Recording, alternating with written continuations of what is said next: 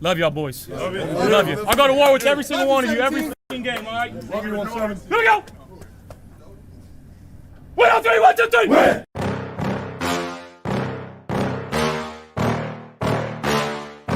Yeah. Please tell me that I can't, that I won't, that I fail, that I'll never make it out, yeah. Please tell me all the bad, never good, fill my head full of every single doubt, yeah. Please say any negative thoughts, I pop off when I hear people say I cannot. I get off to the thought of proving everyone wrong, I won't stop to the top, so you better back off and get lost. I'ma stay loud, stay proud, never running out, never heading south. I'll be spreading out, call it word of mouth, can't put me down, I'll be getting loud. You can have me douse, not what I'm about, have your fucking cloud. It be raining now, I keep making sound, go another round, bitch I'm legend bound, can't stop me now. You don't wanna fuck with me, a slow burn like a disease. Just tell me that I can and I'll show you things that you couldn't believe. Just tell me that I can. Just tell me that I can. Just tell me that I can. Just tell me that I can. It's showtime. Welcome to Friday Night Lights. I'm your host, Mikey. That is Tommy, who I am going to start calling the Prophet. What's going on, brother? I like that. The Prophet. When we left last week on Monday night, we went on a diatribe even after the win about how you felt Brandon Beane needed to get out of his comfort zone and go get a wide receiver. It sounds like that man listened. He did. He must be listening to Mafia Sports Report. I mean, after work, Brandon Beane, first thing he does, go home. You know, if he misses his live, he goes and watches the replay. And yeah, I mean, I'm sure I was a major factor in Brandon Beane's decision to trade for Amari Cooper. The next morning, yeah, you get that news. Devontae Adams traded the Jets. Yeah, you know what's crazy? I did a video, Mikey, that day. You know, I always do a video the following day after, you know, and I did like a 15-minute video. It was after the Adams trade, and I'm on my little rant about why we need somebody. Brandon Beane needs to get off Safe Street and take a detour, and then I go to take a nap and I check Twitter and boom, Amari Cooper. I'm like, oh, I gotta go live now. Like, so it was you know what? At the end of the day, that trade made so much sense for the Buffalo Bills.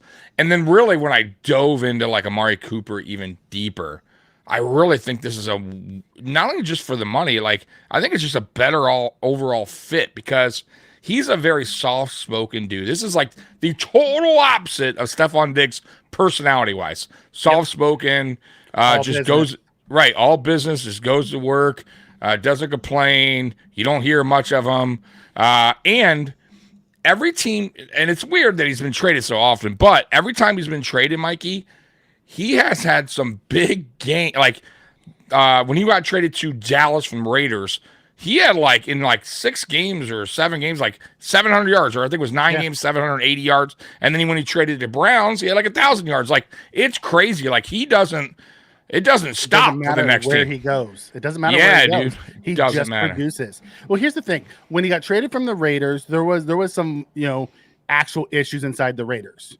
Yeah. So they traded him to Dallas. He went to Dallas and he, started like a gangbuster. The reason why he left Dallas and got moved is because he wanted $20 million a year. And he was going to be like one of the first receivers to get that. And they said, we're not paying that because they had just drafted CD. Right. Like, we don't need him. So we moved him. And then he did really well in Cleveland. Well, now it's, absolutely. The reason why Cleveland's moving on from him is not because he's not a good receiver. It's because, they are in a bad way right now. And they're trying to get something back because they're going to lose him at the end of the year either way. Yeah, they're on fire sale. It's not like a personality issue. It's not like it's a play issue. It's just random things happen to come up that got him moved. Correct. Yeah. He was number 70 on the top 100 to start the year. Oh, I didn't even know that. What's crazy too? When he went to Cleveland, his first year, it was Jacoby Brissett. He had 1,100 yards, if I'm not mistaken, or close to it.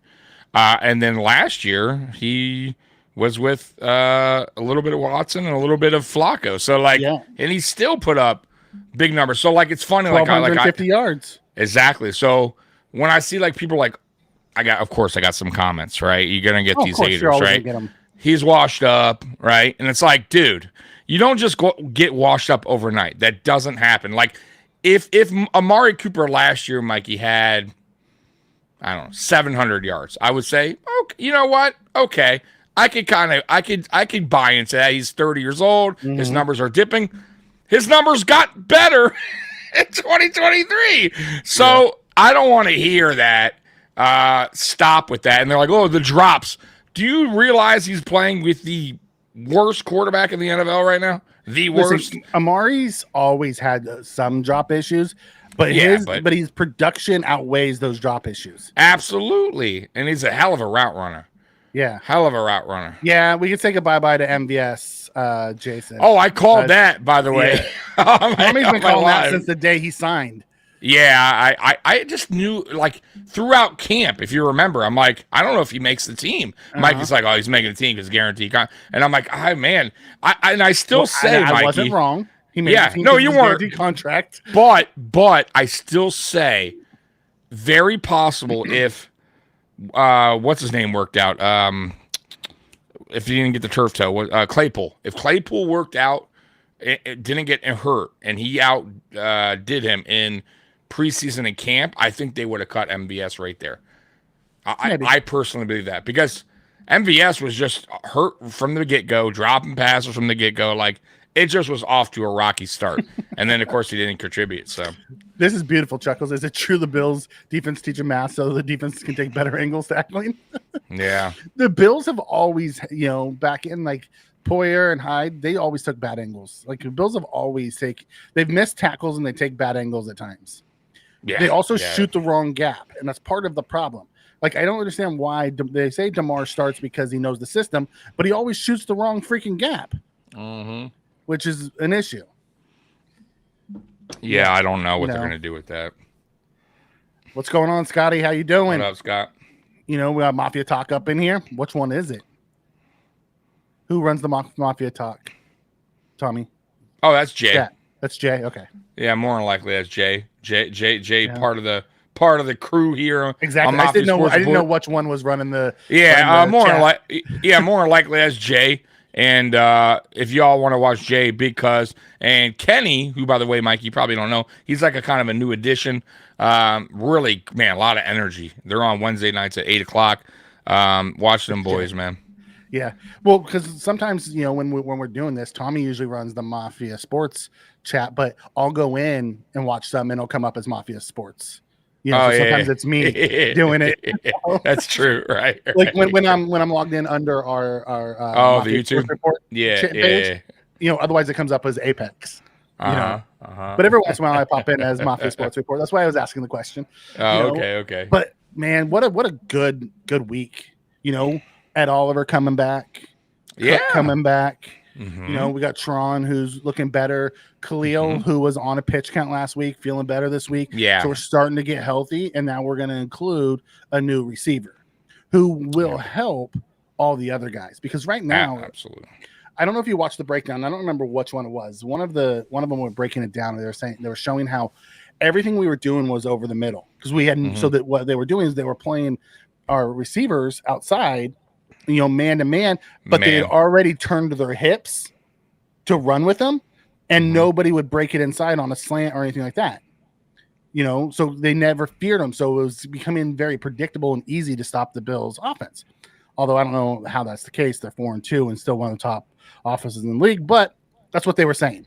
So having Amari now, who can run all the routes, even if you shade him on the inside, he can still get inside of you, helps push everybody else down now.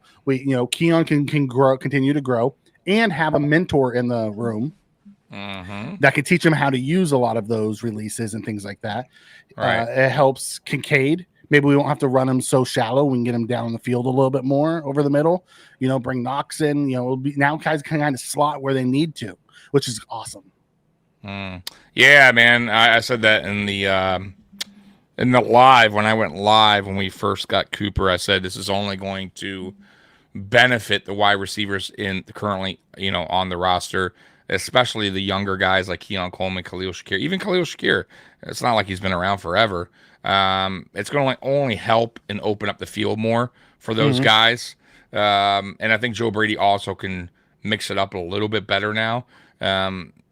But yeah, I still want to see stuff though from Joe Brady, like Keon Coleman going a slot here and there. Like he still needs to help out the receivers currently we have. By the way, real quick, can McDermott stop saying it's not about the individual, it's about the team? Yeah, one person about the guy. Come on, man, can you just let us enjoy the fact that we just got Amari Cooper on the team?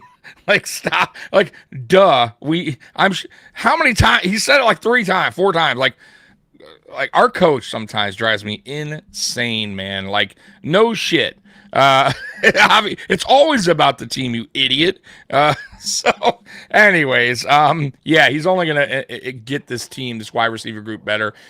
And also too, I like the fact that we have a veteran receiver has proven numbers, that could be that guide for like Keon Coleman, especially Keon Coleman. So, like I said, man, it's a win. It's a win-win for us. I believe we didn't give up a lot. A third round, even if we wind up not re-signing Amari Cooper after the season, we can get back comp pick for him. Exactly. So I don't really hate it. However, I will say this though: I think Brandon Beane will monitor the situation, see how him and Josh have a connection. Yeah, fit. And I don't think if they do extend him, or like Amari wants to come back, because Amari would want to come back.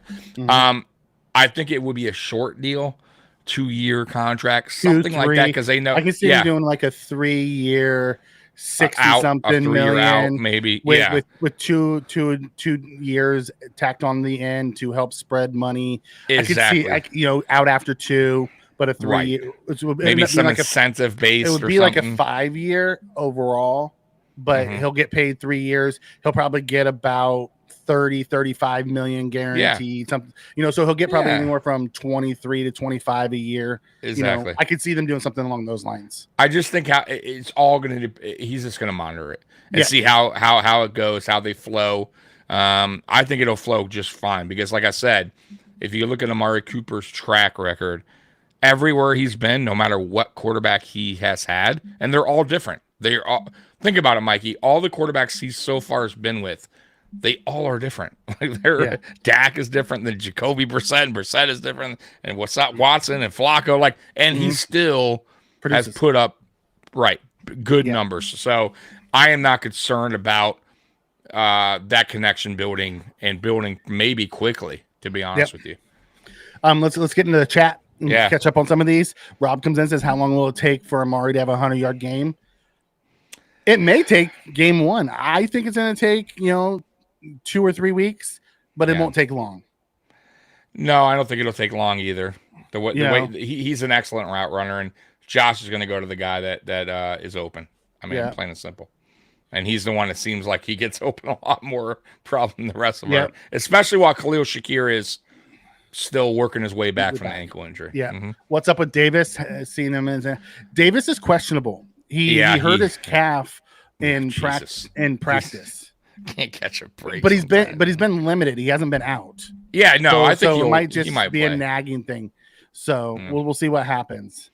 There goes Mikey dissing Hamlin again. He's an all-pro safety. Only Rory would say that. Scott comes in and says, okay, first play of the game will be a Cooper TD. Play action fake, run to Cook, hit Cooper long. I said it here first. Acknowledge it. Did you say it first? I thought I saw someone up here. Didn't Jay say that as well? Yeah, Mike is calling you out, Scott. Didn't someone up here said it as well? I got to find it. Scroll up. We're going to scroll up for record. Give me a second. Look at this. Shot play at start. Let's go. Action down deep to Cooper. I believe Jay called that first. He just didn't say it was going to be a TD. That's true, though. He didn't call the TD. So I will give Scott his credit. He called the TD. And I acknowledge you called the TD first. Okay. So do you think they're going to call up Gore again? If Davis, I think he comes up again if Davis isn't. If available. Davis is out, correct. Yeah. I do see that happening. If Davis is out, why not? But I hope, you know what though? Honestly, against the Titans, I'll be real with you. if this is something that's kind of nagging him, I won't even play Davis. If Cook is ready to go, bring up Gore Jr. Because I think we're going to like Davis from what we saw last week. Like that kind of that got me like excited to see what Brady can do with the 1-2 of Cook and Davis. So if we're pushing Davis out there against a team that we should beat we don't need Davis. Now that they Cook are is back the number in the one lineup. ranked defense in football, though. No, I know, I get that, but I don't want to push. I don't want to push right. any of them. Exactly. So if he's not 100%, he's not like for instance, he's not like Khalil Shakir last week when we needed, even though Khalil Shakir wasn't ready, but he was really out there more for the defense they had to play us a little bit different now that Khalil Shakir was out there. You know what I mean? So I don't feel like Davis would be like a Khalil Shakir where he's out there and the defense has to like pinpoint on Ray Davis. You get what I'm saying? So I wouldn't mind them if it's something, just sit them. Cook is ready to go for a week. Like they did with Cook last week. They sat him for a week. Exactly. We have depth there. Let him rest up and then let him come back this week. Dan comes in and says, "Hey guys, it's about the team, okay?" Yeah, dude, the guy drives me insane. Let's go to a campfire. Let's tell some stories while we're at it. Okay? I mean, it's better than his old analogies. It's better than his old analogies. Oh, yeah, that's true. Yeah. Being this far into the season, do you guys believe Amari will end up being the most targeted wide receivers? I think he already technically is from his days in Cleveland. Right, Moving forward, I think he's going to be the most targeted receiver. Mm-hmm. I do too, because there's a couple of reasons for that. I might say maybe not with Khalil, but Khalil's not going to be right for a little while. And Cooper is fine. Like, he's healthy. He's ready to go. Like, I do think like that injury, that ankle injury is going to linger a little bit. And Cooper right now is our best option. So he's going to get the majority of the targets, in my opinion, moving forward, at least until Khalil's better. You know what I mean? And then once Khalil starts to get better, then yeah. And I still, by the way, Mikey, I'm still on the whole put Curtis Samuel on the IR, let him rest for 4 weeks and call up KJ Hamler, because Curtis Samuel is much better than what we've seen. I'm telling you guys, we think. I mean, from what but no, maybe not on this roster. Yeah, his history says exactly. His history says right. So it has to be the turf toe thing. I mean, I'm thinking, and if it's that, put him on IR, and there's no need to have him out there, especially now, and call up Hamler, man, and let him sit for 4 weeks. I don't know. It just doesn't make sense. Did you see any of the practice video this week? Hamler is so freaking quick. He's fat. That's what I'm saying. He's so you could quick. do so much with that. Speed kills. And I'm not saying like he's the, we get him on the field, Super Bowl, baby. Like, I'm not saying that. I'm just saying there's things that we can do with that kind of speed that defenses will have to be honest with, right? Like, I don't know. I would definitely call him up. Roy says, I can picture Tommy as a door-to-door salesman back in the day. He could get anybody to buy anything just to get him to stop talking and leave. Hey, I am a salesman. He's a salesman by nature. I am by nature. That's funny. That's that's fun. That is funny. I want to get back to the Bills, but let's quickly go around the league and do our around the league. Let's do it. Oh, hold on. You want to pull it up? Oh, I have to, man. You kidding me? I totally forgot. I don't know why I forgot about this. Hold on, man. All right, here we go. Here we go, Mikey. Tomlin, mom, but wide receiver Pickens says Wilson's to start. Damn. All right. Pickens is trying to talk his way out of Pittsburgh. If your head coach is, playing at coy and you're out there telling people what the hell's going on, you're just asking to get in trouble. Did you hear, by the way, because I live here in Detroit, so I was listening to a sports radio show. Hitler isn't a real receiver. He's a gadget guy, though. Like you could do so a lot fast. with. You could do a lot with Hamler. Yeah. Real quick before you get to that, so I was listening to radio. They said Pickens was like talking trash about the receiver for the Lions, saying that the slot receiver is. That's what the national media was saying, but Amari St. Brown came out and said, because he called him didn't take it like that. He said he didn't take it like that at all. He took it as a compliment. Oh, He's okay. like, Because he the says radio he's station was. yeah. He said, Amari came out and said, "Listen, I know him. Oh, okay. You know, okay. I didn't take that. He didn't mean as it that a- way. It did. Malicious. I didn't take it that way. He wasn't malicious. He Okay. called him a slot monster because he's always in the slot and he's just like kills everybody. Because they were shredding him today on sports radio. Yeah, no. But you want to hear something crazy though? You want to hear something crazy though? Yeah. So real quick, I know we're a little off, Bill's talk, but off Bill's topic. But so after that, because they were talking about St. Brown, all that. Mm-hmm. So the radio guy here, the main guy, there's always a main show. So the main show, just so people know. Yeah. I'm in Detroit, right? So the main show here, there's always a main show no matter where you're at, like from the time. So anyways, it was this Mike Valeni, I think it's called. He said he feels that St. Brown is the best receiver in football, period. Ooh. Now, I that's what he says. I don't either. And he's not even, by the way, 10. He's not even a Detroit guy. He's from New York. This guy. He's not 10, but he's not the best. Exactly. That's what I feel. But he was saying he feels like if you look at his overall game, like this toughness, blocking and receiving and reception, like he's saying he is a total package. He's better than. I don't disagree that he has all the skill sets to do it. He's just not the best right now. I don't think so either. I think Jefferson, in my opinion, is the best receiver right now in football. I'm not sure anybody else would disagree. The only person that rivals Jefferson right now is Tyreek. And he's right, and he's having a rough year because of the quarterback play. So here's the difference. When Jefferson had to play a bad quarterback play, he still produced. Yeah, exactly. It doesn't matter, right? Throw it up and I'll fucking get it. Right. Tyreek has a different game than Jefferson, though. Also, he does. So. They are very. I like Jamar Chase too. By the way, I think Chase is up there. I do too, but Chase is also has been quarterback dependent at times. Absolutely, yeah, I agree. I totally agree. Most receivers are. Yeah, you gotta get it right. The guy throwing the ball. That's why I give Eric Moles a lot of credit.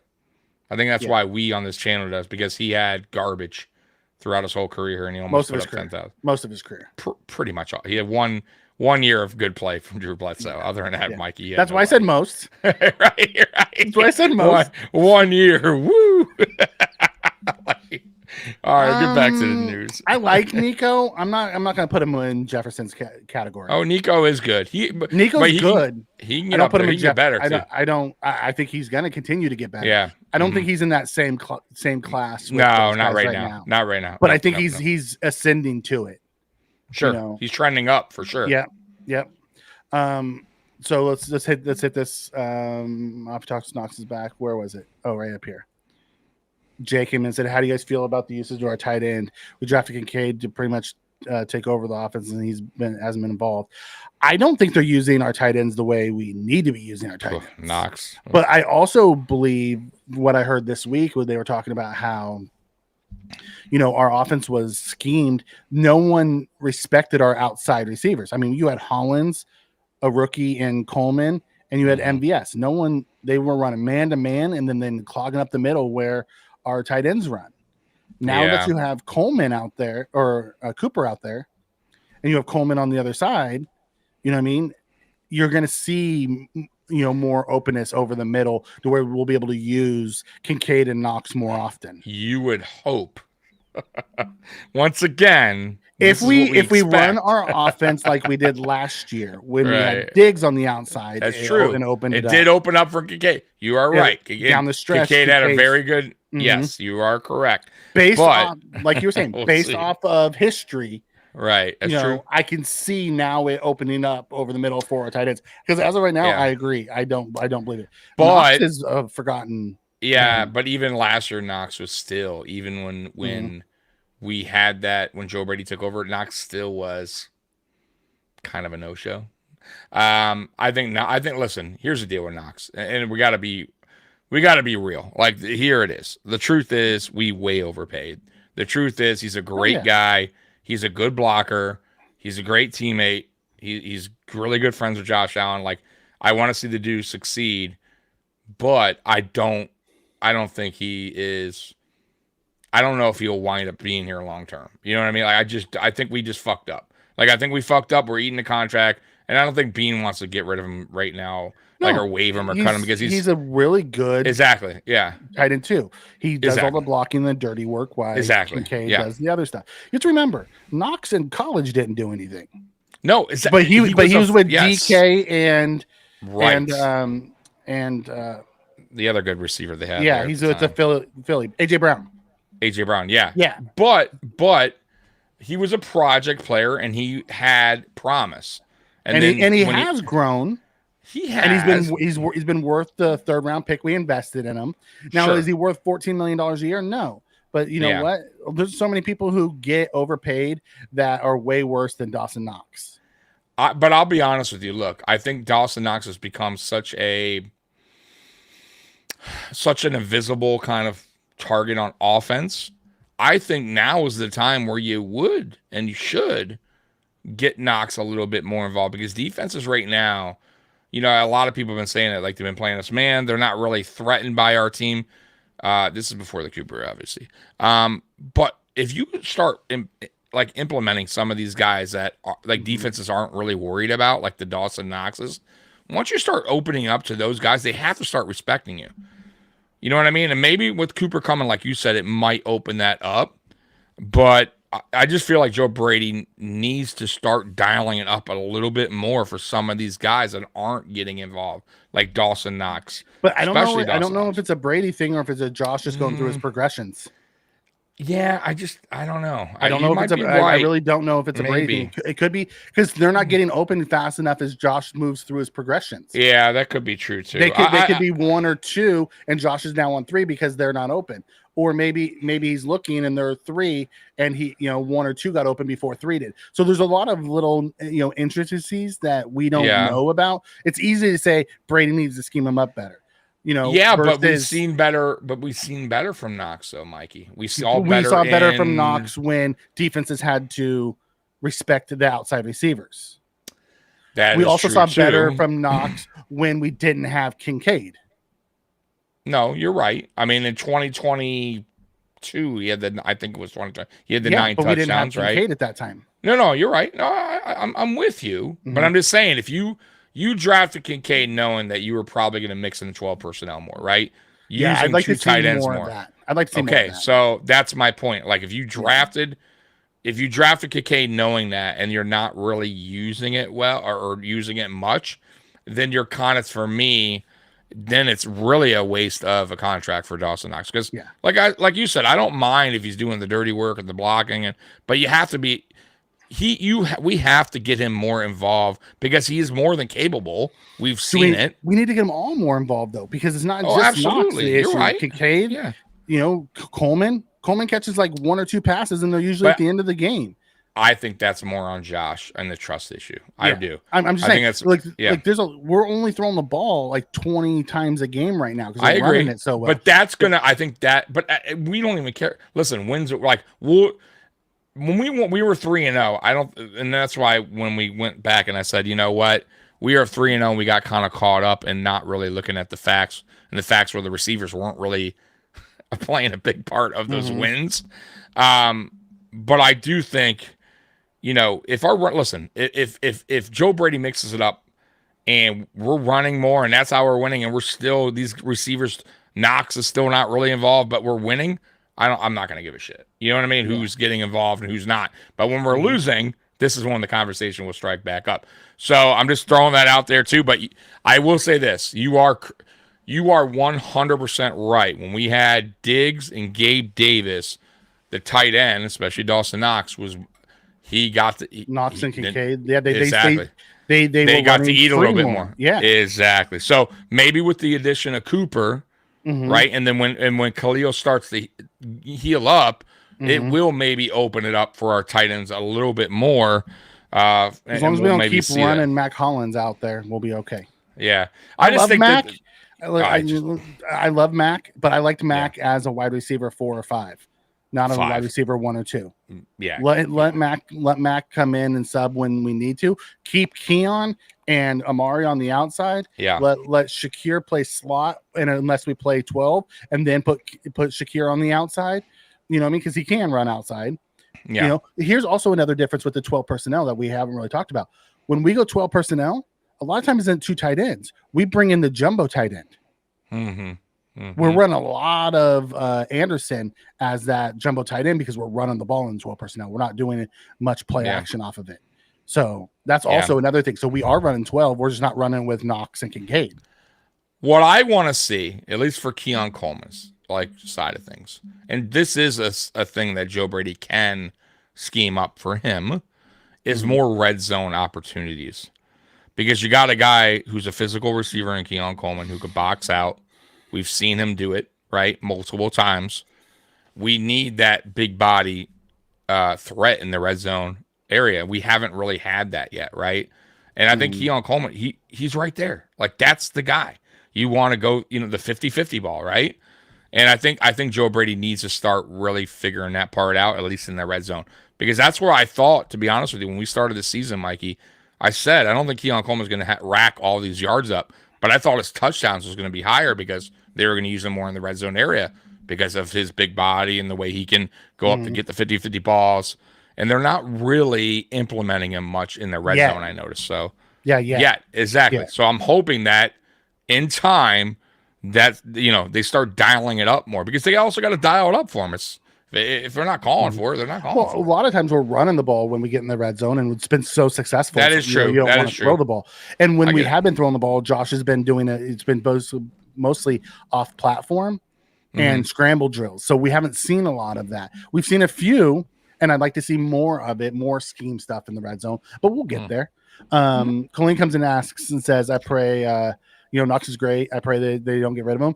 And then she comes in and asks, can they trade him? No. He redid his contract this year, gave back money. In the way he redid it, it guaranteed he's going to be here for at least 2 more years. I think it's this year, next year, and then there's a little dead cap the following year if we want. But he basically gave back money and restructured his contract. So we were paying him like 14. I think we're now paying him 7. Yeah. So Colleen, by the way, she's a big fan of Knox. Yeah.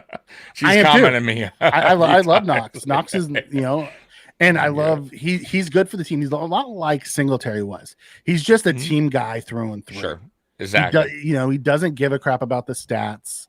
He likes to go out and play with his buddies and have a good time. And he's friends with Khalil and Dalton and Josh and all those guys. And he's respected. Absolutely. Mitch Morris and a bunch of those guys came back for his wedding this offseason. Yeah. No, he's a good dude. He's a really good dude, man. I just want to see more, Me too. I'd like them to incorporate him more, but I'd like them to incorporate a lot of these guys more. I agree. I'm with you. I'm totally with you. And someone earlier said, who's had a lot of quarterbacks has always been productive, regardless of the quarterback? Cooper. Absolutely. They're not wrong. Cooper should open this offense up. Some that Keon can learn from. That's my biggest thing. Like, I love the Cooper signing because one, he's just a complete professional. He doesn't care about that. He doesn't say a whole lot. Yeah. Did you see the interview Pat McAfee did with Brandon Beane? No, not Brandon Beane. The old coach for Bama. I can't believe Nick Saban. Did you see that or no? Okay, so they were talking about Amari Cooper, and he was like, man, because obviously he coached him at Bama, and he was like, man, I really think like people look at a Cooper the wrong way because he's so quiet. They think he doesn't care, and sometimes because he's like, man, in Bama, he's like, I never even had a single conversation with Amari Cooper ever. He's like, he just went out there and did his job, but he's like, but some coaches, he's like, I understood him. But some coaches might take it like he's not trying or doesn't give a fuck. Yeah. And maybe sometimes coaches that's maybe a reason why, or even fans go, oh, he's not trying. He doesn't care. Yeah. He's like, bro, it's not that way at all. He's like, dude, he's like, when he was in Bama, that dude did everything you told him to do. He was great in his studies. He came to the football field, did all his drills. He was like what you want in a football player. He just doesn't talk. He doesn't. Yeah, he just comes to work, man. But you don't need to, right? So he's like, sometimes people take it the wrong way. So I'm just giving you a heads up, for you guys. He's not going to be a media darling. He's not a media darling. He's not a talker. We have those guys already, we do. Yeah. Which is great, because if Keon comes or if Cooper comes in and they're, we're slicing and dicing and it's not going to Cooper, he's not getting mad. Right. He's not throwing his fucking a hissy fit on the sideline. Right? If he does need to have a conversation, he'll have the conversation with Josh just between them two away from eyes. Mm-hmm. Like that's the type of stuff I'm looking for. I love it, man. Because you know what? I can't wait to see their first touchdown, which will be interesting. Because Josh is the total opposite, right? Because he's a big kid, right? Did you see? And I want to see that interaction. Did you see that handshake? No, was it awkward? It's a true handshake, and Amari moves on. Of course it is. That's funny. Did you see the clips this week from practice where it was Keon, it was I think Shakir, and it was Cooper all there. Keon's dancing and Cooper's doing something, or Shakir's doing something, and Cooper's just catching the ball. In the middle, right? Yeah. Give it back. Just he doesn't do all that shit. He's just like, bro, whatever, man. He's like, I just catch the ball and move on about my day. Yeah, I love that though. Like honestly, that's because like I said, his numbers don't lie. Numbers don't lie. I need to get caught up in the chat. How important do you think it is that James Cook is playing this week with Ray Davis being questionable? I think it's extremely important that Cook's back. I think if Cook wasn't going to be back, I bet you they push Davis, which could create long-term thing. And Davis still may play. We don't know. He's just questionable.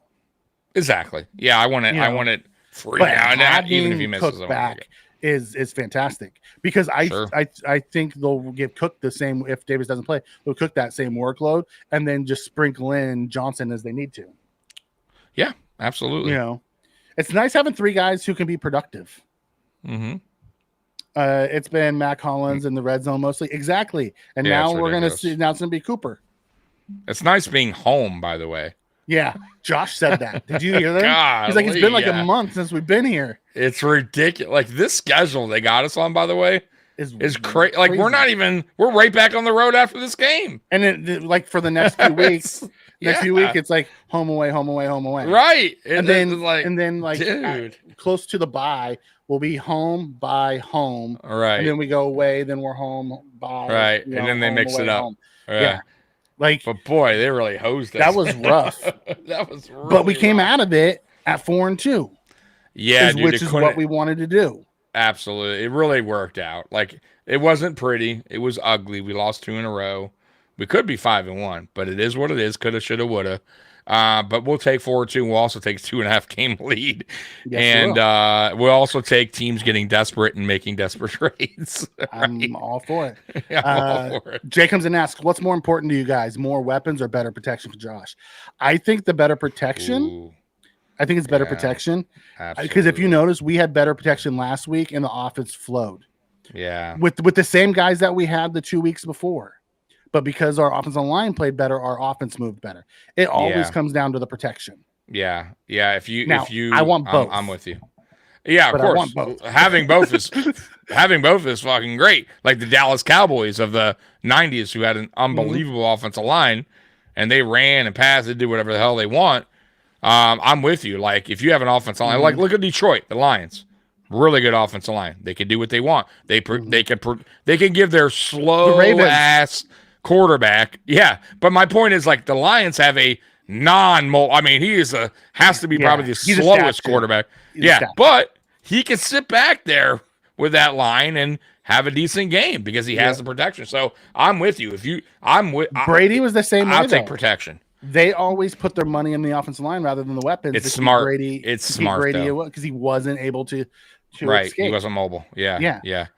Jason says Barry Sanders was quiet too. Trick Simpson says Marvin Harris Sr.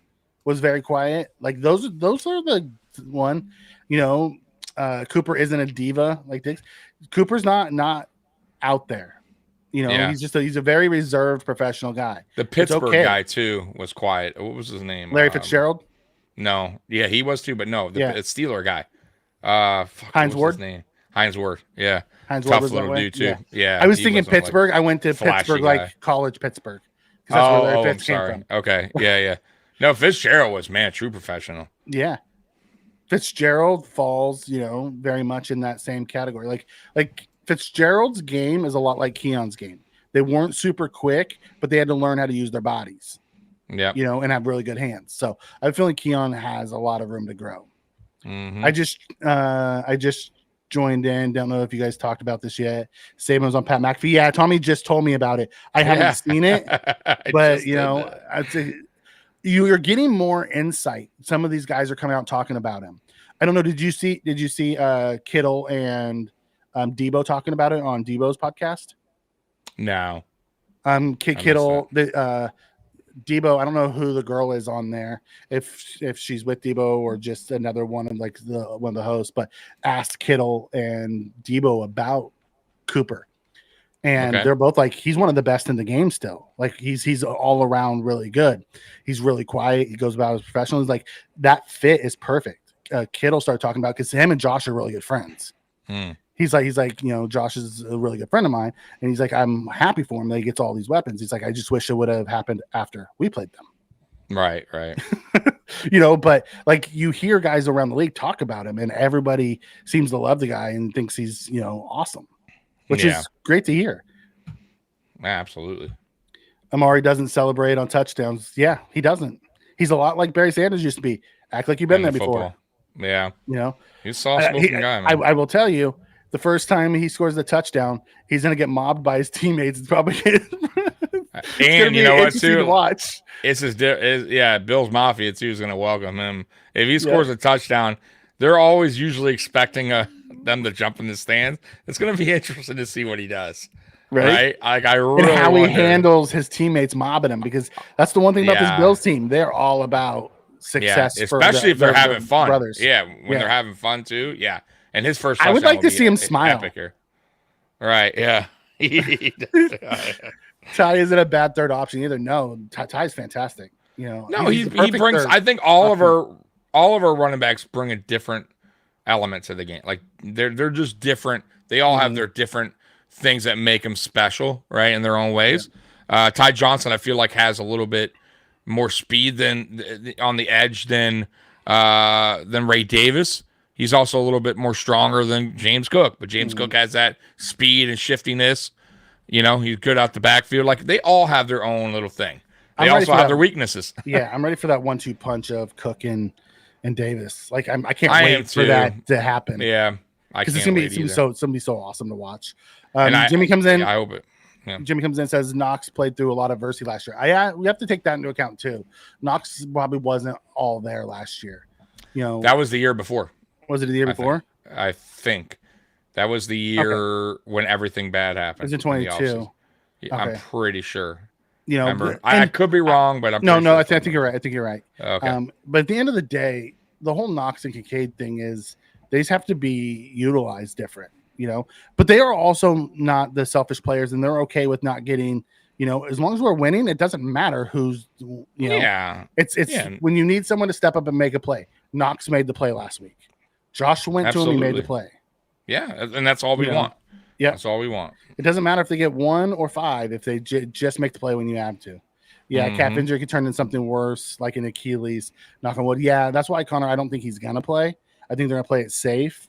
You know what I mean? Is it a strain? Is it a Charlie horse? Is it a bruise? Like, we don't know what the calf injury is. And if you don't need him out there, don't push him out there. Yeah, if they think at all that it could get worse, sit him down. Yeah, exactly. Robert comes in and says, when the Jets, Dolphins, and other teams that have spent heavily in free agency going into cap hell, like the Bills are coming out of, that's another thing. Brandon Beane has reset. This year was he called the reset. He's like, it didn't mean, because he talked about it on the Pat McAfee show. He says it doesn't mean I wasn't going to try to win, go all in. I was resetting our cap, but that doesn't mean that we won't work to try, because he says he may not be done making the moves. And I don't think he should be. I'll be honest with you. I don't think he should be, because there's going to be a lot of there's going to be a lot of teams by the trade deadline, especially these teams that are struggling, like the Raiders, the Browns, Titans, that they're going to be moving on from players. Matter of fact, the Titans just released Jamal Adams, because he asked to be. Now, mind you, he's not having the greatest season with them or whatever's going on there. But shit, as a depth, it's been a few years since he's been like. But I don't care, as a depth veteran. Well, not only that, take him all day. Put him in that free agent. Put him in that dime defense. Let him play in the box. That's what I'm saying. He's best, anyways. He's like a linebacker, hybrid safety. I would sign that guy, no problem, if he's willing to come here on a 1 year cheapy deal. Absolutely. You sign that guy. It can't hurt. So anyways, there's going to be guys available at the trade deadline, just like Cooper was, that is affordable probably. And you probably don't need to give up much. And we have still, I think, 10 picks to work with. So yeah, it could happen. Yep. Josh's longest completed pass this season is a running back. Hopefully Cooper can help change That's that. wild. It's gonna change. It's a long season still. We're 6 games in. We got 11 to go. Yeah. You know what I mean? I'm with you. DJ Moore is another one who's really quiet. DJ Moore is a stud. He's really good. Wait a minute. Josh likes to celebrate. I will say, though, he did exit Cleveland with a cryptic tweet, which is familiar. Mover Rust. Yeah. But that wasn't. I get it as well. That listen, Cleveland is a dumpster fire, bro.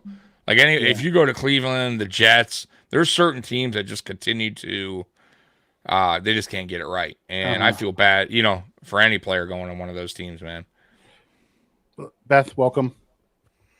Jason says Davis can block for Allen too. Here's the problem. Davis was really bad in his pass blocking last week. I'm surprised at that too. When I look back, because he struggled pass block last week. Yeah. Well, I think he struggled from where it was coming from, which caused the problem. Yeah, and it was he's also a rookie. It was his first game. Yep. Okay. As the lead dog. As a lead dog, right? Yep. He's gonna make some mistakes early on. I'm sure they watched film like they all do, and he'll get it right. I'm not really concerned about his blocking. Blocking was good in college, so yeah. I'm not worried about it either. It's just a bad game. Everyone has them. Great game running the ball. He struggled in pass protection a little bit, but Josh was able to maneuver it and make it work. So which he normally does. Yeah. He's always done that his whole career. He's made the offensive line better than it actually is. Absolutely. Because he can get out of things. Beth said, ready for a good old 90s throwback. Mafia's hanging with Mr. Cooper now. I like that. Mr. Cooper. Hanging with Mr. Cooper. Hanging with Mr. Maybe Cooper. Buda Baker. Buda Baker, somebody. That is another one that's floating around there because Arizona's another team that's struggling. They'll probably be getting rid of some people over there. And if we trade for a safety, Andre Sisco's another one. Former Syracuse. Plays for the Jags. I could see him because he's a free safety. I could see him coming in. If we do, I bet you Mike Edwards is the one that's kicked to the curb. Did you see the tweet that went out today? Nah. It said he was out ill, and someone tweeted, he's sick of sitting on the bench, and he liked it. No way. Yeah. But I text you, remember? What I say to you yesterday or the day before about Edwards? I'm like, I wouldn't be surprised if he's cut. Like, he's another guy that I wouldn't like. Why is I thought McDermott explained that this week. He explained what did he say? He said Edwards was brought in to start, but with injuries and lack of understanding of the defense is the reason why he has. Then the lack of the defense is really not good. The injuries, I can lack of defense if you're not out there getting reps, and he didn't all spring or training camp. He didn't come back until regular season started. Then he's on the chopping block. Put it that way. If they bring in somebody, he's gone. Yeah. Put it that way. Like like MVS was gone. I can see Buda or Cisco. Either one would work for me. I think Cisco's actually in a better spot from a contract standpoint than Buda is, because he's still on his rookie deal. Right. They'll make it work. Jamal Adams stinks even as depth. I take him. Called about Buda. It doesn't surprise me. Yeah. MVS was in love with Josh. He had to go.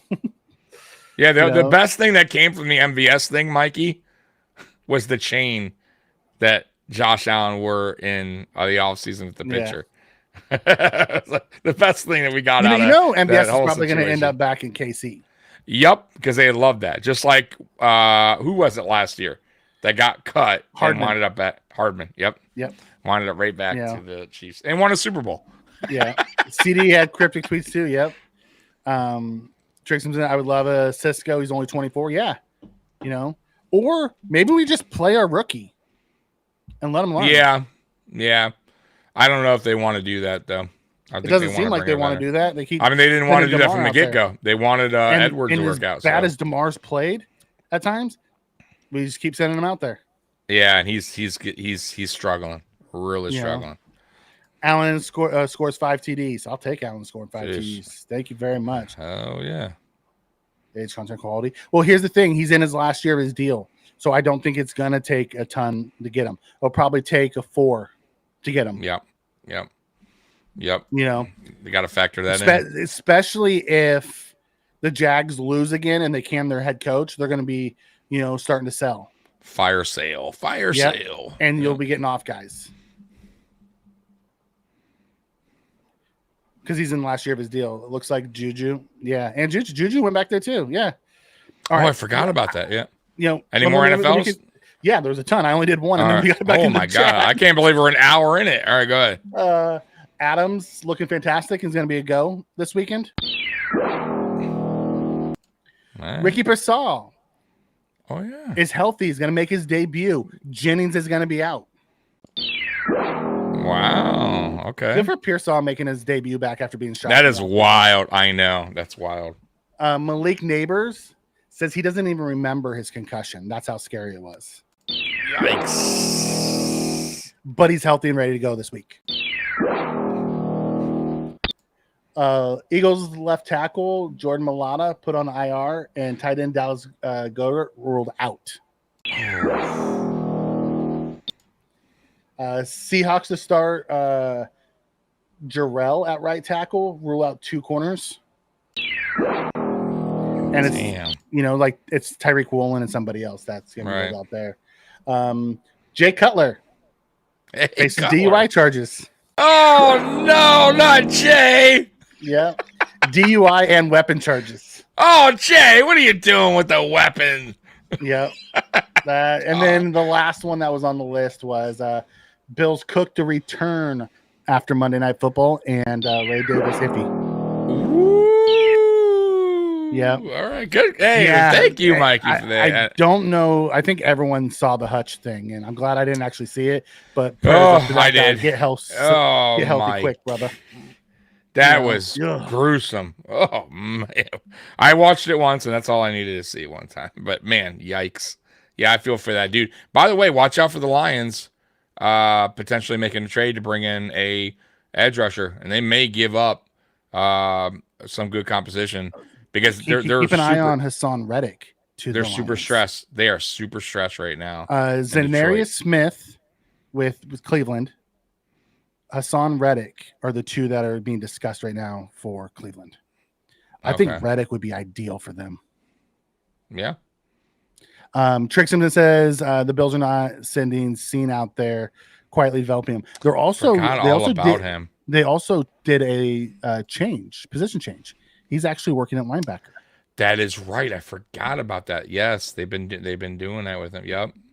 That's interesting. Mm-hmm. They're working him at linebacker right now.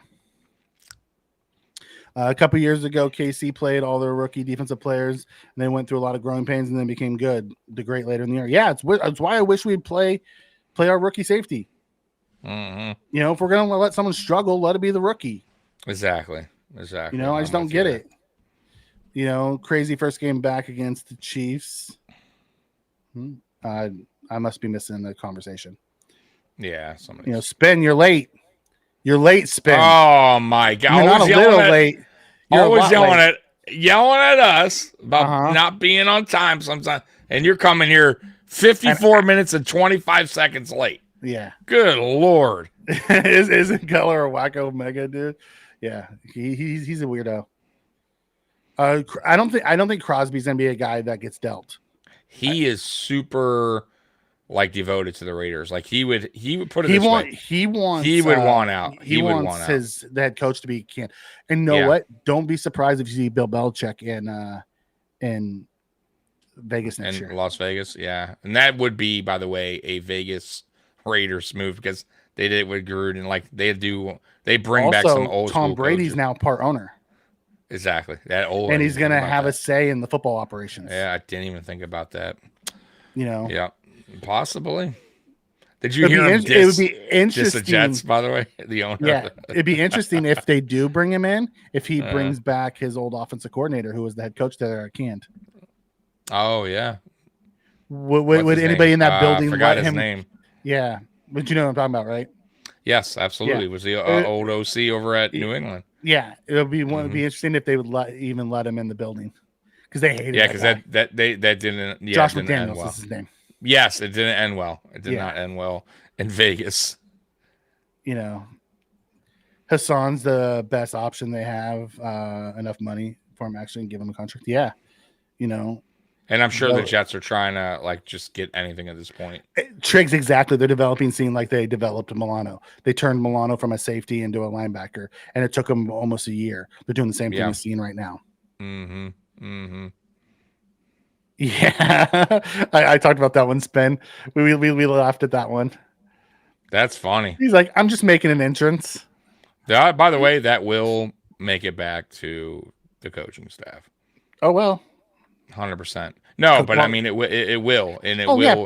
I guarantee you, McDermott gets a sheet from the PR team that highlights things that he needs to see that the players have said. Absolutely, dude. Absolutely, and that'll just be Brandon Beane too. Brandon Beane and Sean McDermott. So, trust me, they watch it all. All right, Tommy, you hit on the wide receiver. Who should we trade for? You know what, man? Honestly, I wouldn't even be opposed to it depending on the price. Another receiver, I'll be honest with you. However, I do have bigger needs. I would honestly a safety, a veteran safety. I would also like possibly an edge. Just to come on here, another edge. But right now, if I had to pick one, God, we only have the room for one. I would say safety at this point, a veteran safety. Because we're going to get Vaughn back. Yeah, I get that. I understand that. But I also think if the deal was so sweet that Bean you can't pass it up. I don't think Bean would pass it. You know what I mean? Like Bean has said it before. Well, he'll call it doesn't matter what position, he'll call and check in. He uses the word he'll check in. So trust me when I tell you, it doesn't matter. He will check in. And if the deal is sweet, I think he would do a deal on a position. Maybe I do too, especially if he can fit. So someone like Zadarius Smith, right? He plays for. He was very much like Amari. He had his numbers, basically moved into bonus and his base brought all the way down so they could trade him. I think his is like 2.1 million or something like that. Right. So someone like that. But would Cleveland do a deal with us again? You know what I mean? I mean, if they had a good experience the first time, and supposedly Brandon Beane said that they've done multiple deals. They've done multiple deals. So why not? I'm just throwing that out there. So I don't think it's over, and I think Beane will do his job as far as calling around everywhere and just seeing what feeling it out for every player that's on the block. I'm not saying we'll get these certain guys, but I'm just saying I don't think it's over. I think he definitely will bring somebody else in. I think Beane, if he truly believes it's going to move the needle, he'll do it. Like he just did it. He did it last year for Rasul. Yeah. He did it this year for Cooper. I think if he believes that it's really going to move the needle and help us get to where we want to go, he makes the move. Exactly. Yep. If it makes sense. I'm with you. Seems kind of small for linebacker, right? No, he's about the same size as Milano. Yeah, remember, we don't have the biggest linebackers. Yeah. They don't like to have them big linebackers. Bernard is not big. Yeah, Bernard is small. Matt Milano's not really this intimidating big linebacker. He's a former safety. Our biggest linebacker is Dorian, and he's like 6'2", 230. Right. And he does look way bigger than Milano. Actually, I take that back. I think Brandon Spector's our biggest. I think he's 6'2", 240. Right. But he's more of a run-stopping linebacker than a coverage linebacker. Exactly. If they bring in Jamal Adams, he'll just get the Poona Ford treatment and ask to be released again. I mean, that's what's happened to Mike Edwards right now. Yeah, but listen, here's the deal though. Adams is a free agent. It wouldn't be a trade. One. Two. No, Poona was a free agent and he signed. No, I know. I'm just saying, it's not like they would have to trade. We would give up something for Adams. I'm just saying, if they talk to Adams, I'm sure they would talk to him first and tell him the deal. Yeah. You know what I mean? Hey, this is what we would honestly use you for. And he could probably say, no, I'm looking to do, you know what I mean? Like, of course he would. So I'm just saying, if they sign him, I'm sure they had that conversation before bringing him in. Like, he would have to know the deal. Yeah. Yeah. I just think it's a bad look. You keep signing guys and then not playing them, and they, I do too. But it is what it is. I don't know what to say on the Puna thing. Yeah. I just don't get. I never got that. The Puna was better than half our defensive linemen. I get it too. That was mind-boggling, and I couldn't tell you. Hurts my head thinking about it. Amari needs 264 yards to break 10K. Let's get it in tickets. If he comes out and drops 264 week 1. The record that he had last. What do you have last year? The record, 2 something, right? 250, 265, 270. I think it was like 270 something. I think it was 265. I could be wrong. I think it was 265. Either way, it's a shit ton of yards. Yeah. And if he drops that week 1, Mafia is going to be insufferable. Yeah, that's crazy. I think Brandon Bean will already be thinking about how can I get this guy back for another year, couple more years, for sure. All right. Let's see. It is 265. Okay. All right. So I was right. Yeah, that's impressive. That is definitely impressive. That would he needs 264. He doesn't even have to have his best game ever. Right, 264. Jason, we still haven't called Klein, so we must be in a decent spot. Mm-hmm. Stanton, 3 home runs. A 3-run homer just now, by the way. Okay. Oh, Giancarlo from the Yankees. Yeah. Formerly known as Mike Stanton. Oh, I'm ready for another dub, man. We need it, man. We need to get back on track. Just need to keep stacking these dubs. Yeah, man. Keep that train going, man. Ooh, by the way, fun fact.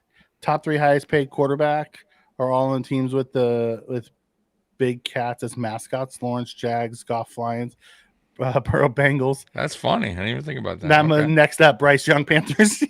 Nope, they're going to give it to Andy Dalton. They're going to give Andy Dalton 200-something million. I wonder what they do with him in Carolina. That's going to be interesting.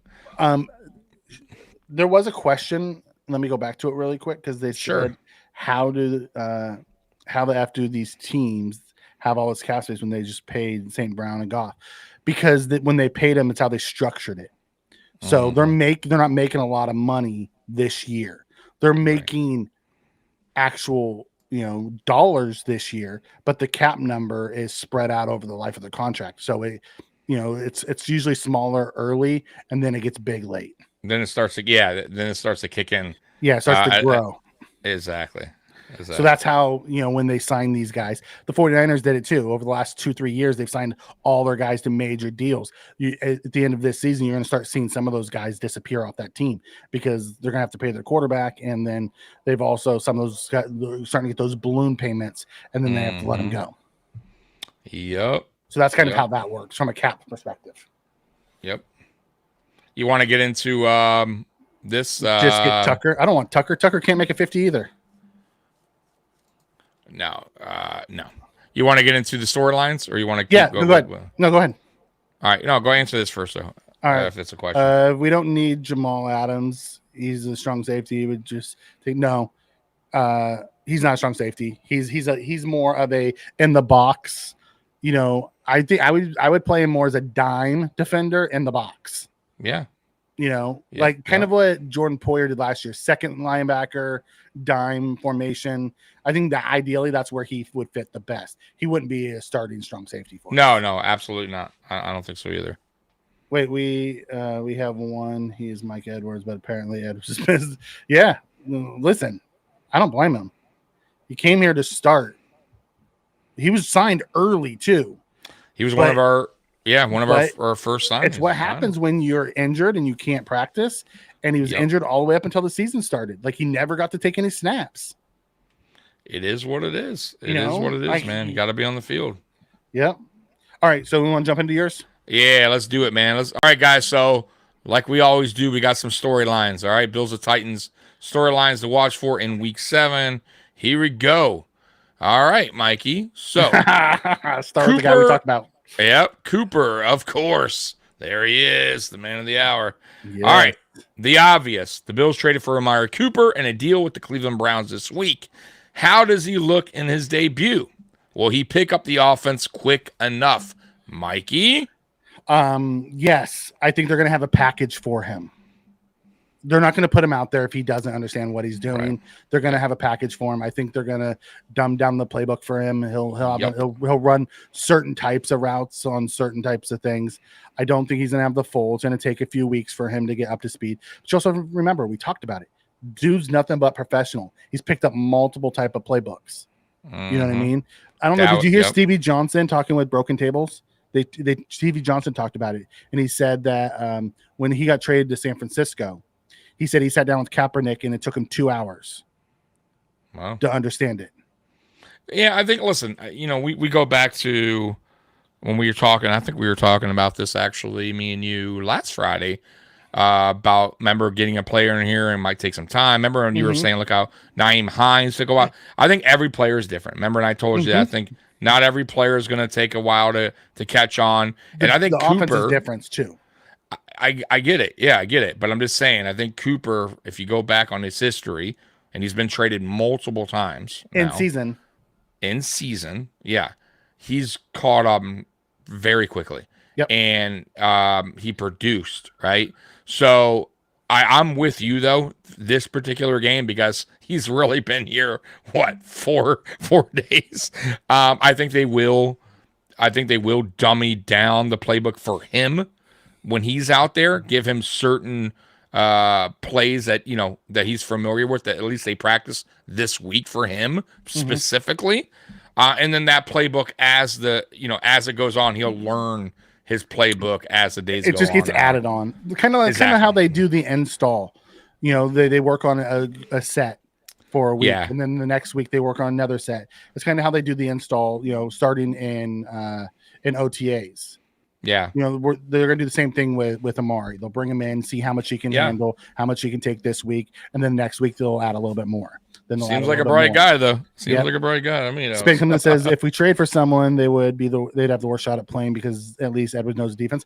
I don't disagree. McDermott said the problem with Edwards to this point, though, is he hasn't, he doesn't have an understanding of the defense. However, I don't think we should be trading for a safety. I think we should be putting our rookie out there and just letting him grow. I was just throwing out a veteran safety. Listen, if the deal was cheap or manageable, I was just throwing it because Hamlin is struggling so bad. And if Bishop, let's say we get what we want and Bishop comes in. I'm just hypothetical. And let's just say he does struggle too, right? Early on. He's a rookie and I wouldn't blame him if he struggled early on. Then we have a problem there because now we got Hamlin and struggling. Like, I would at least go, hey, at least we got, and I'm not even opposed to going, hey, put Cole Bishop in, even after a trade we get Buda or something, and then put Buda. You know what I mean? Like, okay, you know what? It's not working out. We're going to, or maybe mix it up. You know what I mean? Like, see, and we've done that in the past. We have. So just throwing that out there too. I could see McDermott kind of playing, maybe giving a little bit. Like, we'll see. I'm just throwing that out there. I wouldn't want Bishop thrown into the Wolves right away. He can't be worse than what we're seeing from Hamlin. I'm with you, but he's made some mistakes too.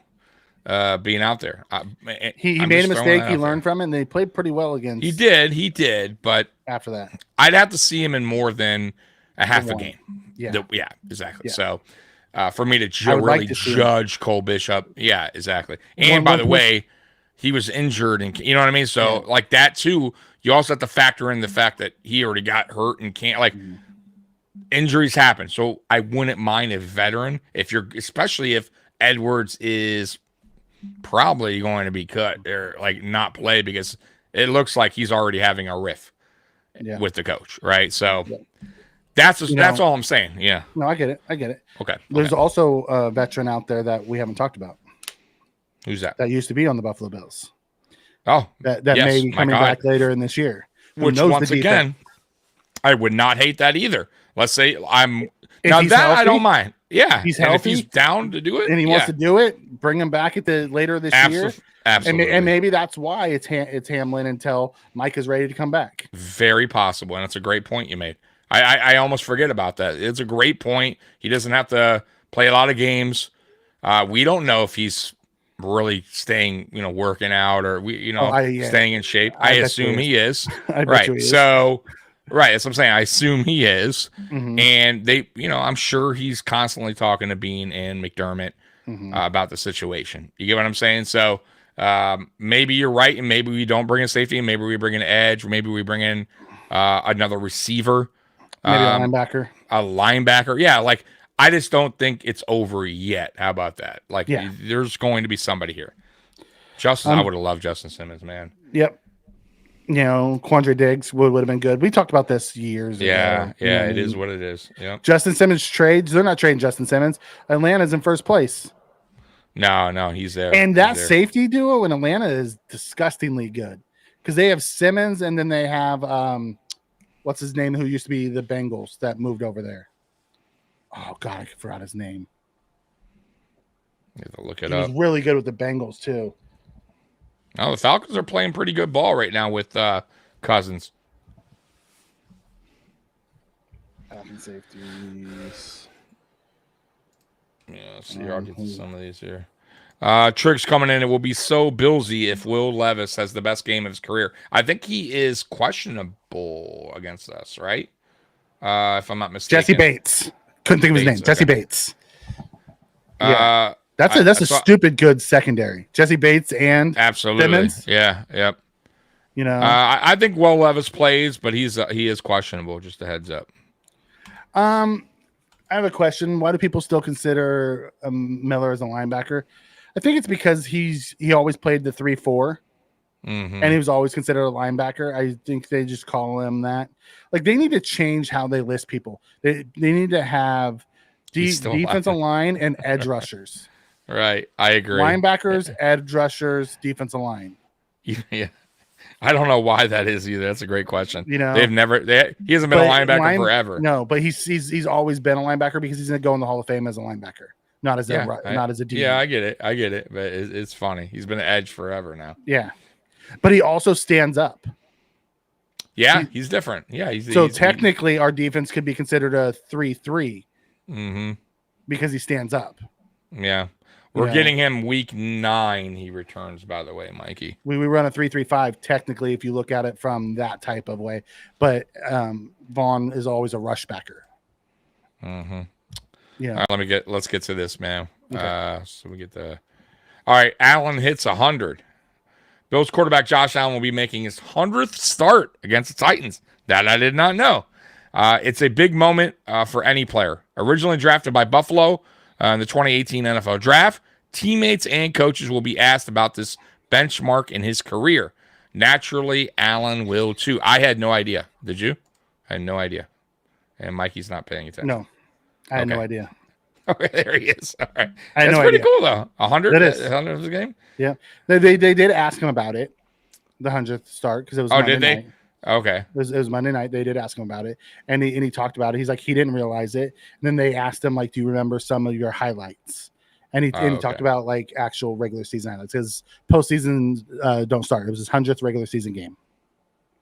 Yeah, I think it's pretty cool, though. I mean, that is pretty neat. Pretty neat. It is. All right, let's get any more questions, or should we get to there's more questions. Let's get through your thing, and then we'll get to the chat.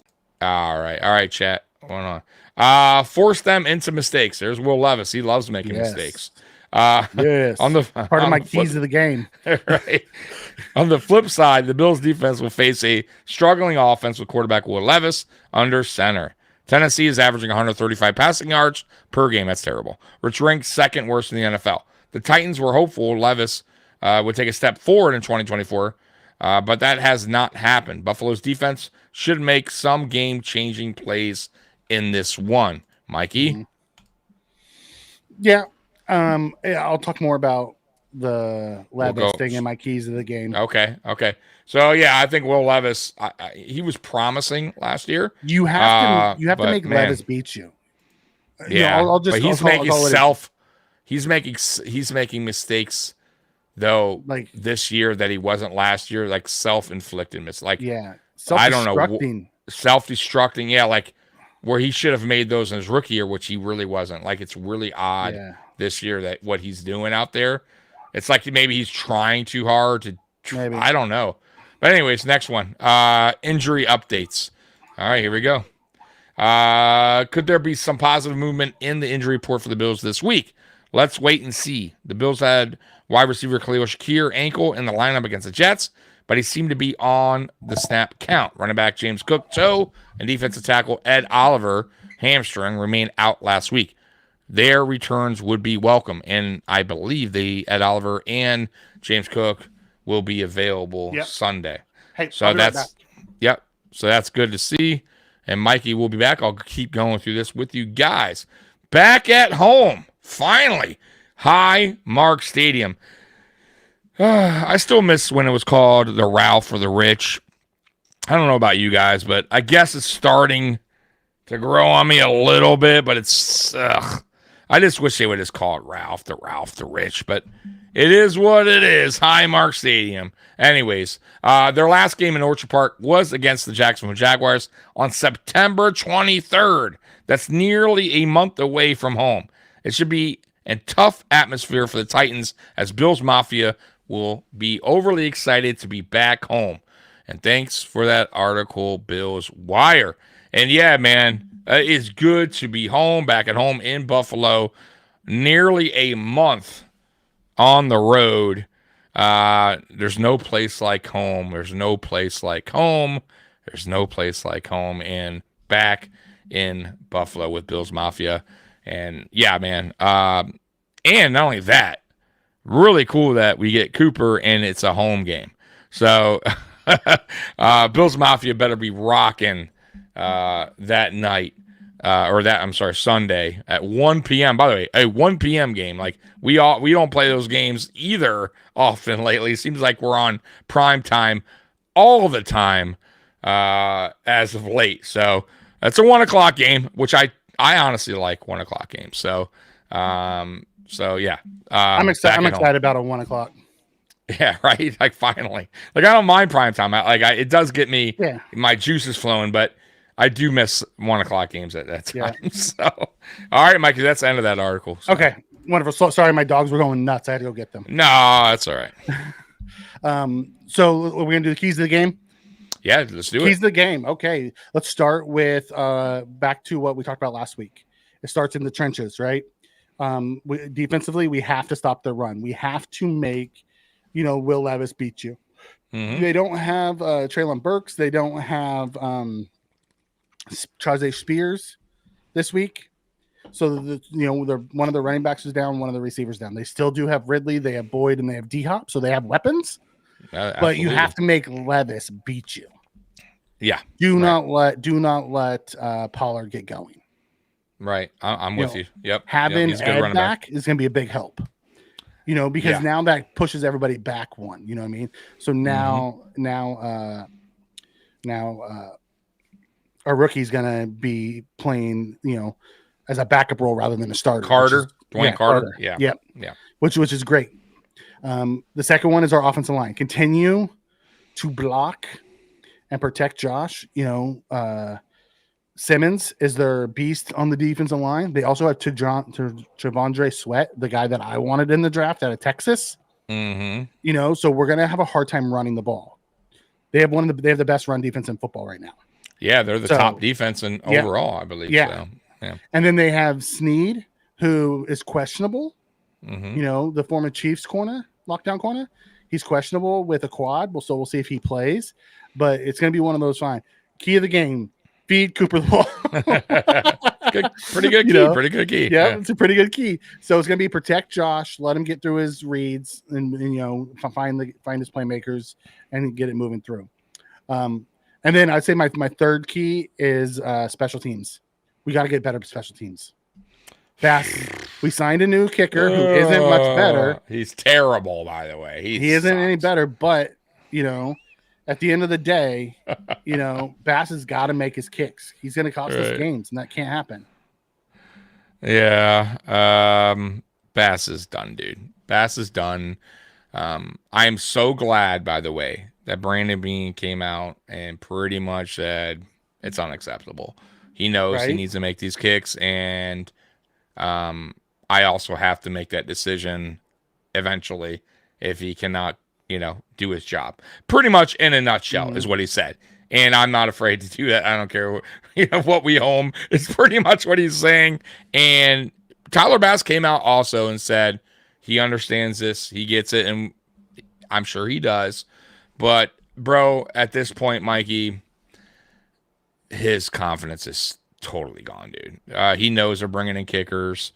Now we sign ones at the practice squad. And he's out there with them every day. Yeah, if he had any little tad of confidence, that shit is totally gone now. Because now he is walking on eggshells every time he goes out there to kick. He knows it.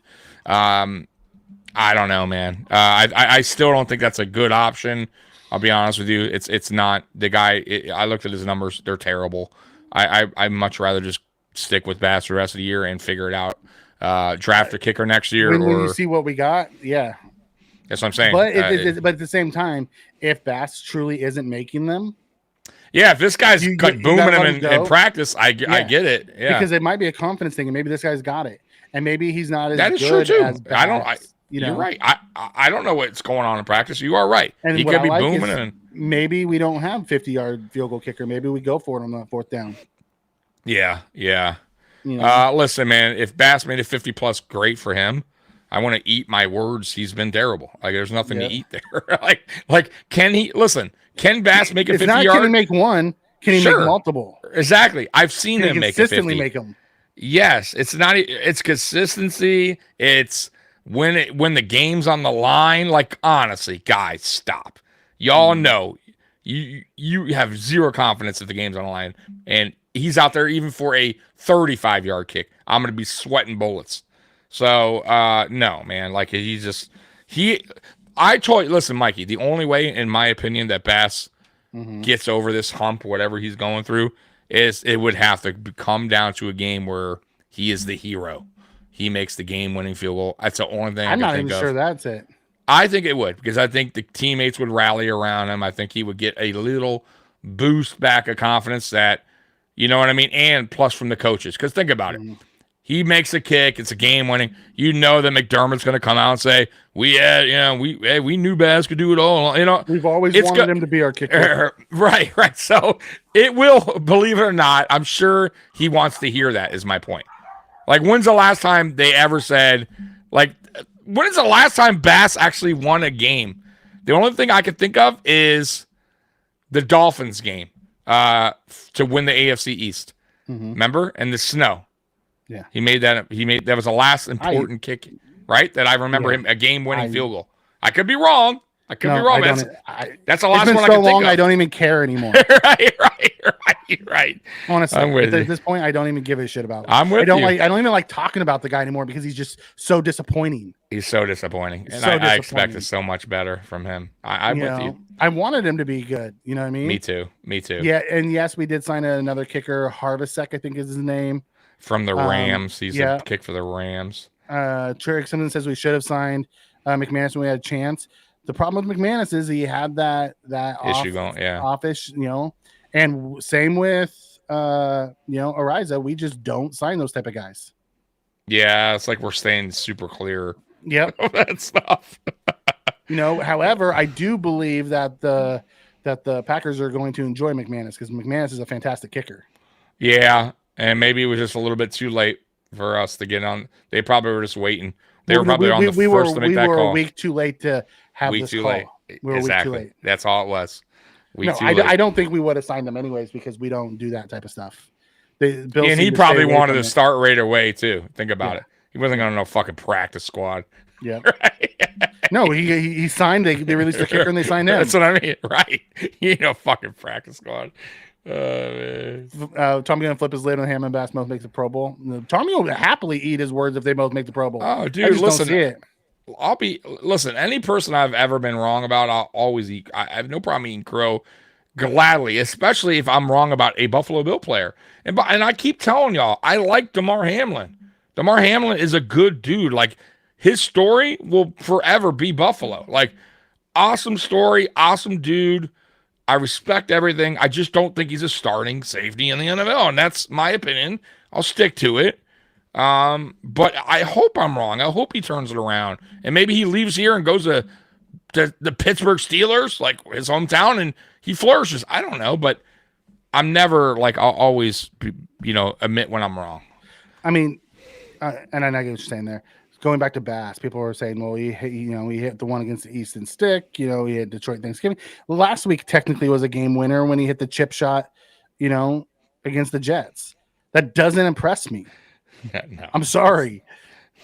When we need him, he fails us. Right. How about let's go look at the divisional game last year. We needed the 46-yarder and he pushed it wide right. Put it this way. Fairborn hit a 59-yarder with no time left. The dude in Philly hit a 60-yarder in a torrential downpour. Right. To beat us. Bucker's done it multiple times. Like I don't. No. Yeah, no. And think about it. Hit a clutch one when it matters. Even after that game, McDermott wasn't pleased. So it's not like he was talking about his clutch field goal. No, because he missed the field goal earlier. That's what I'm saying. So like, he don't want to hear it. Like that shit is makeable. You should make that, especially how much you're getting paid. As long as we win, Tommy won't rip his TV off of the wall. However, if he missed, here's the thing: if he goes out there and he misses a bunch and it costs us, he's gonna be gone. The other kickers. I agree with that. If he costs us a game, or like costs us the game because of those missed field goals, there's no doubt in my mind. Yeah, because I think Brandon Beane, like I said, when Brandon Beane said that, for me, that told me everything I need to know about how he's feeling about Bass right now, and he's willing to eat that. I guess our eyes can't count 22 yarders that barely snuck in as game winners. Yeah, I know. It did too. It wasn't even nice. Yeah, right? It was an ugly kick. It really was. Right. The fact that we all talk this much about kicker says it all. The fact that we even have to talk about it. Think about it. If we didn't get moved forward on the penalty, I wonder if he misses the fucking kick. Remember? I don't want to think about it, okay? I don't want to talk about this guy. It was a 5-yard penalty. Remember? And our offense was like, we were like, yes, it's closer. Ben, I guarantee you, one of those 10 picks is going to be a kicker. Yeah, they need to. They need to. One of those 10 is going to be a kicker. Go back to the drawing board. We're going to replace him with a rookie.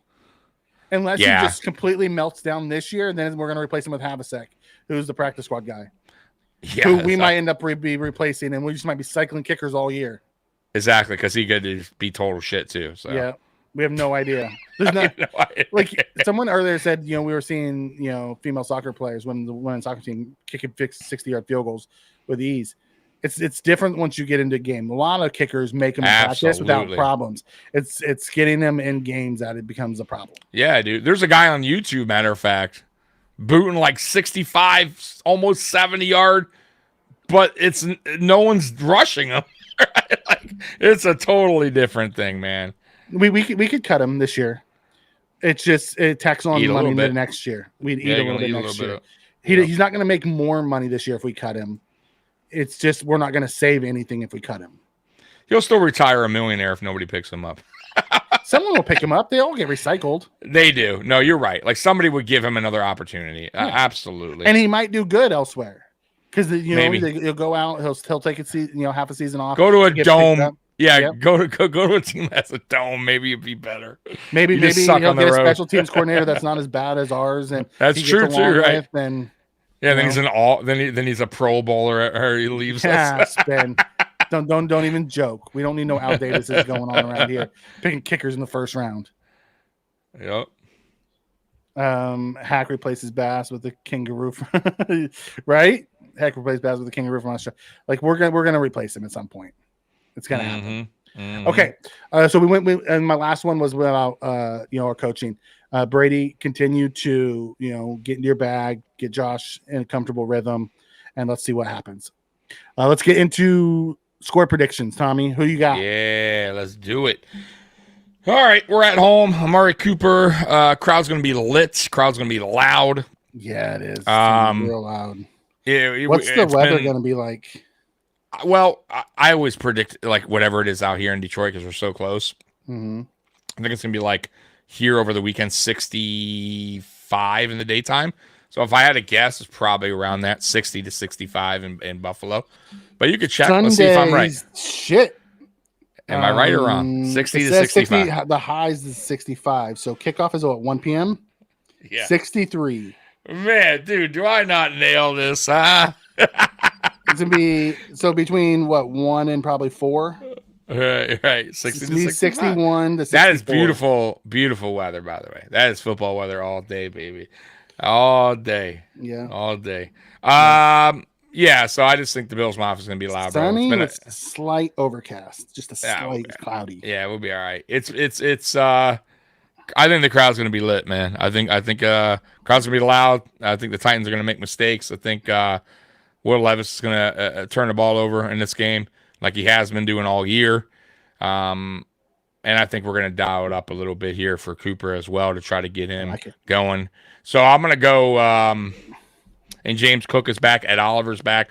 You all got to factor in all these things too as well. So I'll go 37-13.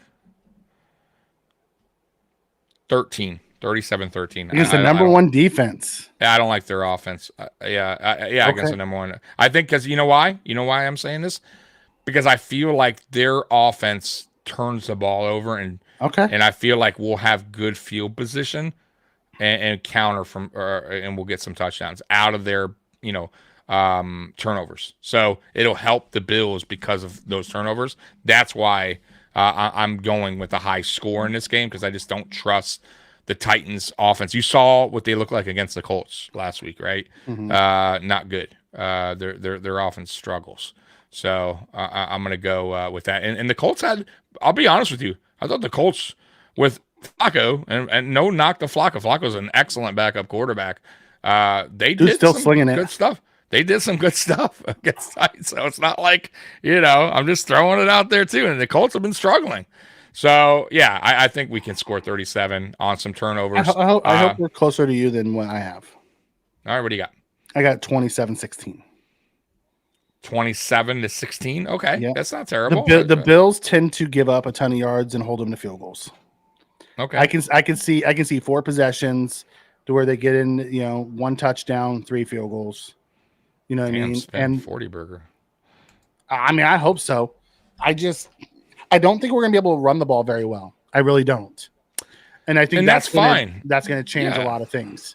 However, if our defense does create the turnovers and gives us short fields, I could totally see us getting into the 30s. Yes. If we have to march down the field, I see us being in the 20s. So I think I'm going to play it as we're not going to get a ton of turnovers on their side of the field, and we're going to be playing that way we've kind of played against the Jets, except they're not as good as the Jets. Yeah, I'm with you there. I guess so I say 20. I can see that. I see 27, 3 touchdowns, 2 chip shots. We didn't quite punch it in, and we kicked chip shots. So I say 27-16. Hey, no, I get where you're going. But I think we manhandle the game. I don't think it's gonna be like, oh my god, we're biting our fingertips at the end. I'll tell you what, I would be in control. I would be disappointed if this game is close by any means. If we're going to fourth quarter, 5 minutes left, and it's like a 3-point game, I'm gonna kind of be disappointed. You're gonna be mad. Let's call it what it is. We're gonna be I'm not gonna be happy, regardless of how good their defense is. Let's call it what it is. We should be happy. We should be better than that. Trap game. I don't believe in trap games. I don't either, because we don't have a really good opponent on the outside of this. We're going to Seattle, who's struggling and has a bunch of injuries. Yeah, no, these are games. These are games. Nuts. Yeah, that's right. These are games you should win, and by the way, because your dogs are telling you right now. You know what dogs are telling you, Mikey? You know what they're telling you? Yeah, it's been an hour and a half. Come and feed me. Right. Yeah. They're You better wrap it up. Yeah, they're like, hey, it's time to eat, mother. Right. You better wrap it up. Yeah. So I guess with that being said, you want to answer some late comments and get up out of here? Says it's hard for John Allen to get 300 yards because he usually puts up 30 points with 200. And, he sits in the third and fourth quarters. Like early in the first couple games, he just sat down the entire fourth quarter because we were kicking their ass so much. The defense would turn him over and he wouldn't have to go far. He'd score. We'd get up big and he'd go sit down. Yeah. I'm with you on that one. Their defense is number one because they play terrible quarterbacks. The D line is good. However, their defense is number one because they're real good run defense. Trevonde Sweat and Simmons are two of the best D line. That's like one of the best D line combos in the league. Like Sweat was a monster that I wanted. Man, can you imagine putting him next to Oliver? Oh God, that would have been beautiful. Yeah, beast. I would have moved up in the second to get him. If we weren't going to get Franklin and we went and got, a second round rookie safety who we don't play, I'd much rather have this big, giant mammoth of a beast. Okay. Yes. That was just for you. No, he went mid second round. So we would have had to trade up to get him, but I would have. Mm-hmm. So, by the way, Keon Coleman was asked if he had any concerns going against the Titans this week in Buffalo. Not at all, bro. Not at all. All right, well, there you go. Not at all. Right. Oh, don't get me started on Franklin, who made a couple of really nice catches on Thursday night. He did, yeah, yep. He's starting to find. Boy, did the Saints talk about a team that started hot and have just plummeted. That offensive line looked horrible. Oh dude. My God, that offensive line was. I mean, I felt bad for Spencer Rattler. Dude, I get it. They have a lot of injuries. They do. Obviously the quarterback's gone. But holy crap, have they fallen off a cliff, man. So that's why I say too, sometimes guys, like sometimes it's a long season. I always tell you, man, it is a marathon. And sometimes people are quick to jump. Oh, look at the Saints. Woo, tearing shit up. Calm down. Relax. Triggs comes in and says next, wasn't going to happen. Sweat loves to party. Not McDermott guy. Yeah, he can party as long as he plays the way he's been playing. Yeah, I don't give a shit. I don't give a shit if he parties. Like there ain't much to party with in Buffalo, from my understanding. I haven't been there. Go eat some wings and have some fun, brother. Stay out of trouble. You don't need all choir boys in the locker room. Right. It's okay to have some other guys there. Right. Next time we defend a Hail Mary, I need to see them seriously throw Coleman. McDermott did say, or maybe it was Bobby Babich who said it, that Coleman will probably start taking reps and Hail Mary. And maybe not rush 2 next time, you fucking idiot. The Saints got beat up with injuries, but that offensive line played putrid, man. No, they are. That's what I was saying. But, man, that's what I'm talking about. Long season, though. Marathon. Things happen. Injuries. The Saints game we showed how putrid the Cowboys are. Holy shit. Oh, by the way, before we get out of here, did you see or hear what the Lions did to him? No. Jerry Jones, when he went on that radio station. Yes. He he owns the radio station. I'll get new people to ask me these questions. Whoa, what a dick. Yeah. You think you can be better? Why aren't you here? Wow. I think a lot of people can be better than the decisions you're making. Right. But you know who's starting to sound like? Al Davis. Remember Al Davis at the end? You're right. Al Davis was just like that. Yeah. At the end, he was it's why I don't think Bill Belichick will ever go to Dallas. Jerry Jones won't give up the power he wants. No. Hell no. Bro, they would be button heads from the moment he got there. Bro. You know where I think he would be ideal, really, Belichick? I still think the Giants. Me too. Yes. Yeah. Because they have the defense and they have the defensive personnel, and then he would work on fixing.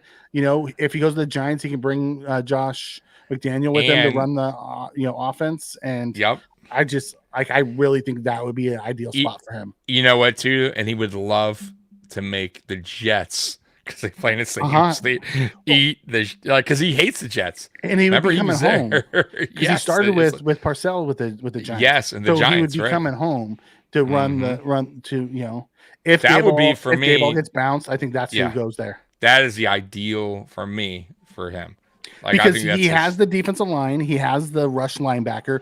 He would make that defense even better than it already is. The Giants have a really good defense. Absolutely, and people respect the hell out of it. He's a great coach. He is, and I think he would bet. And man, my God, you talk about the fan base getting excited for that. Holy shit, dude!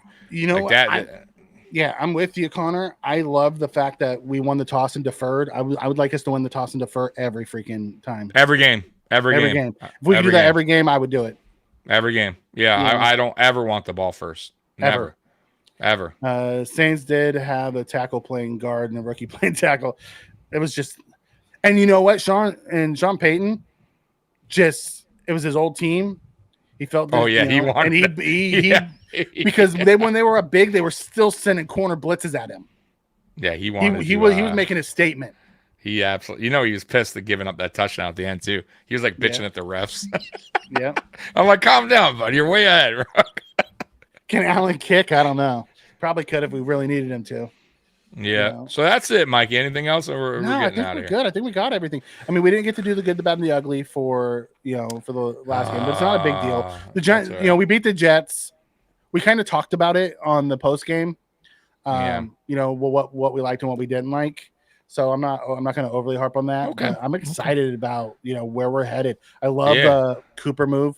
The first time me and you've actually talked. We've texted all week, but I'm a big fan of the Cooper move. I think that opens up our offense. I think it actually helps our offense more than Stephon Diggs helped our offense because they're different players. Absolutely. Cooper's a truly downfield threat that can, do it all. I love Steph, but he was more of a route runner. I just can't believe that we've been talking about this for, I guess, 2 weeks now, or close to 2 weeks, about a potential trade for Adams or Cooper. And those names we were throwing around a lot. And then the Cooper name we were really bringing up because it made more sense from a contract perspective. Yeah. And I can't honestly believe it happened because me and Mikey always say Brandon Beane, that comfort zone, that safe street, he just doesn't like to take the detour ever. Yeah. And he did. And it was, then he goes on TV and says, I might not be done. Yeah, dude. I was like, right on, man. Right on. Good for you, bro. He's listening to you, Mr. Prophet. He is, man. Because, bro, listen, man, and we're going to get out of here now, but as a GM, as any GM, like, I feel like, I love, like, the fact that he has, like, something in mind for the Bills. He wants to stay the course. But sometimes, man, you come into a bump in the road or something happened, and you got to go and take a detour, and you got to do something. And I'm so glad that he didn't want to just, you know what? Nope. No. I'm going to stay. I'm going to stay on the course we're going. And I'm glad that he finally understood that and went out and got Josh help, because we could not continue on with this offense and that wide receiver group, bro, without help. It's just facts. We knew this. Everyone saw this. So I'm glad that he did that. Yeah. And it honestly too, it shows me, I even have more faith in Brandon Beane, Mikey, that he's willing to pull that, you know what I mean? Without, nope. I want to stay the course of my draft picks. So I have more faith even now that Brandon Beane would do something like that. You know what I mean? And will in the future if it benefits the Buffalo Bills. So cool. All right. I'm with you, Roy. I get the Diggs first 3 years something Cooper and it's never been. I get that, but Diggs first 3 years was something he had never been either when he got here. Diggs was good. Yeah, but Cooper hasn't even stepped a foot on the field. Yeah, you don't know. Yeah, I was saying I think Cooper opens up the offense the way that he's responding to Al. I think Cooper opens up the offense the way Diggs, better than the way Diggs did. He said, Diggs first 3 years is something that Cooper's never been. But also Cooper has never, Diggs wasn't that before he got here either.